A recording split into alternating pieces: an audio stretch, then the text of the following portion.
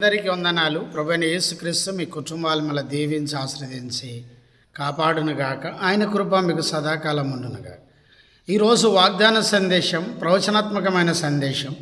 యెషయా గ్రంథం 41వ అధ్యాయం 10వ వచనం. నా దక్షిణ హస్తముతో నిన్ను ఆదుకొందును. ప్రభువైన యేసుక్రీస్తు మిమ్మల్ని దీవించునుగాక. దేవుడిస్తున్న వాగ్దాన సందేశం, ప్రవచనాత్మకమైన సందేశం. యెషయా గ్రంథం 41:10 నుండి ప్రభు మాట్లాడుతున్నాడు. నా దక్షిణ హస్తంతో నిన్ను ఆదుకొందును. దేవుని బిడ్డలారా, దేవుడు ఇశ్రాయేలులతో గల సంబంధమును తెలియజేస్తూ ఈ గొప్ప ఆదరణకరమైన సందేశం ఇస్తూ చెప్పారు.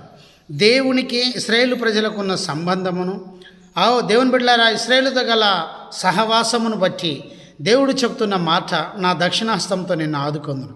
ఈరోజు నువ్వు చేస్తున్న పరిచర్యను బట్టి, నువ్వు చేస్తున్న ప్రార్థనను బట్టి ప్రభు ఇస్తున్న సందేశం, దక్షిణ హస్తంతో నిన్ను ఆదుకుంటానని ప్రభు వాగ్దానం చేస్తున్నాడు.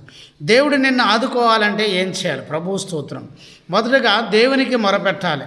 యెషయా గ్రంథం 49:8 వచనం. నువ్వు దేవునికి మొరపెడితే దేవుడు నిన్ను తన దక్షిణ హస్తం చేత ఆదుకుంటాడు. రెండోది, నీ భారం ఆయన మీద మోపాలి.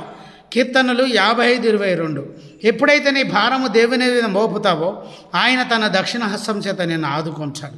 ఏ భారమైనా పర్వాలేదు, ఆ భారమును దేవుని మీద మోపు, ఆయన నిన్ను ఆదుకొని కాపాడి రక్షిస్తానని వాగ్దానం చేస్తుంది. మూడోది, దేవుని మాటలు ధ్యానించాలి. యోబు గ్రంథం 4:4. యోబు దేవుని మాటలు ధ్యానించేవాడు. యోబు నిత్యము ప్రార్థన చేసేవాడు. యోబు భయభక్తులు కలిగిన వాడు. ఆయన గొప్ప ధనవంతుడు, గొప్ప ప్రార్థనాపరుడు, దేవుని యందు విశ్వాసం ఉంచినవాడు. కనుక దేవుడు తన దక్షిణాస్తం చేత యోబును ఆదుకొని రెండంతలుగా తన కుటుంబాన్ని దేవుడు ఆశీర్వదించాడు.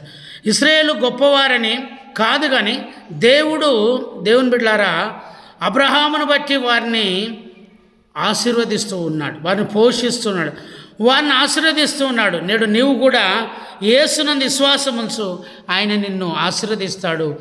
ఆయన దక్షిణాస్తం చేత ప్రభు నిన్ను ఆదుకుంటాడు. దేవుని బిడ్డలారా, అబ్రాహాముకున్న విశ్వాసమును బట్టి దేవుడు ఆదుకున్నాడు, తన దక్షిణ హస్తం చేత ఆదుకున్నాడు. ఇశ్రాయేలు ప్రజలకున్న విశ్వాసమును బట్టి దేవుడు వారిని ఆదుకున్నాడు. ఈ ఉదయకాలము ప్రభువైన యేసుక్రీస్తు నీతో మాట్లాడుచున్నాడు. దేవునితో సత్సంబంధం కలిగి ఉన్నావా? దేవునితో సహవాసం చేస్తున్నావా? ప్రభువుతో నువ్వు మాట్లాడే అనుభవం నీకున్నదా? అయితే ఈరోజు దేవుడు నిన్ను దర్శిస్తున్నాడు.